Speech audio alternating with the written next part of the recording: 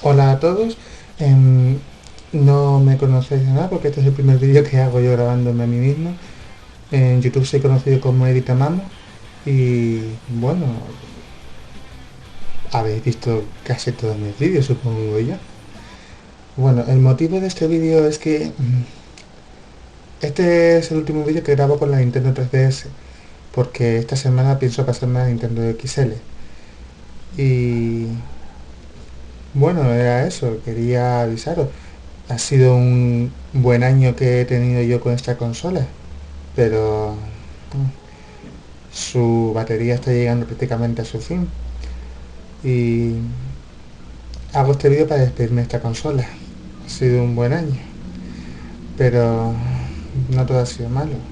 De hecho, con esta consola he conocido juegos como Tiro Alive, Dimension, que ha sido el primero que me compré, que buenos gráficos. El segundo que me compré y fue bastante bueno, porque nunca tuve el de Nintendo 64, La Leyenda de Zelda. Un buen juego, las cosas como son. Otro... Los juegos con los que empecé este año: Sonic Dimensions y Super Mario Land 3D.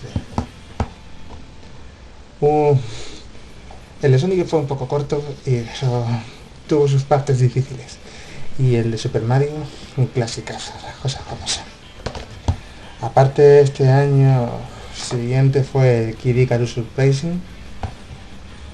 Unos buenos gráficos, aunque se vea que es un shooter en tercera persona. Y luego ya el siguiente que me compré en junio fue el Heroes Ring. Un juegazo, las cosas como son. Pues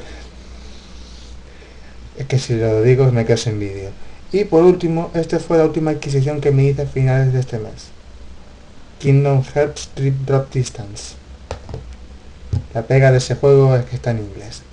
Y pues nada, yo quería deciros que eso, me despido de la Nintendo 3DS para pasarme a la 3DS XL, que aparte de que tiene más memoria, espero que me permita hacer más cosas con ella. Espero que este no sea el último vídeo. Y como sí, hay un Roxas detrás de mí y hay una tanda de figuritas detrás de mí, el color de mi cuarto no es bonito, lo sé. Me ando por la zona. Gracias por ver este vídeo, espero que lo disfrutéis y intentaré que intentaré hacer más vídeos con la consola. Venga, hasta la vista, señores.